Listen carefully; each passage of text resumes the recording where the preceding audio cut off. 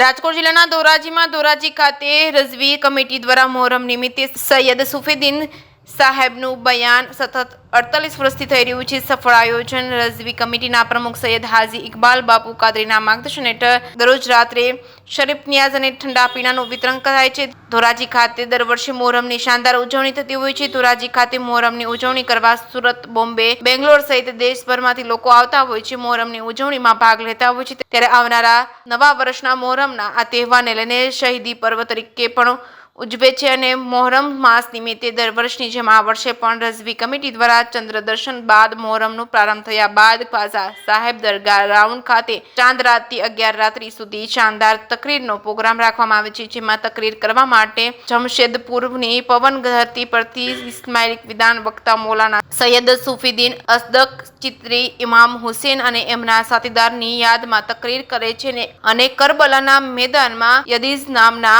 આતંકવાદી સામે સત્યને જીવંત રાખવા અને દીકરીઓને દૂધ પીતી થતું રિવાજ નાબૂદ કરવા અને મહિલાઓને એમના સંપૂર્ણ અધિકાર અપાવવા માટે ઇમામ હુસેન અને યઝીદ સામે યુદ્ધ કરેલ છે. જે વાત પર મોહરમની ચાંદ રાતથી 11 રાત્રિ સુધી દરરોજ રાત્રે 10 થી 11:30 સુધી બયાન થાય છે. બાદમાં સલામ અને વિશ્વ શાંતિ માટે તથા ભારત દેશની પ્રગતિ માટે દુઆ કરે છે. 11 રાત્રિ સુધી રઝવી કમિટીના પ્રમુખ સૈયદ હાજી ઇકબાલ બાપુ કાદરીના માર્ગદર્શન હેઠળ ઠંડા ગરમ પાણી તેમજ ન્યાઝનું વિતરણ કરવામાં આવે છે. વાઇસ શરીફમાં સાદાત કરામ ઓલમાએ ઇકરામ આલિમેદી ધોરાજીના મુસ્લિમ સમાજના આગેવાનો અને લોકો ઉપસ્થિત રહ્યા હતા. જે કે ગુજરાતી સાથે મતીન બાપુ સૈયદ ધોરાજી.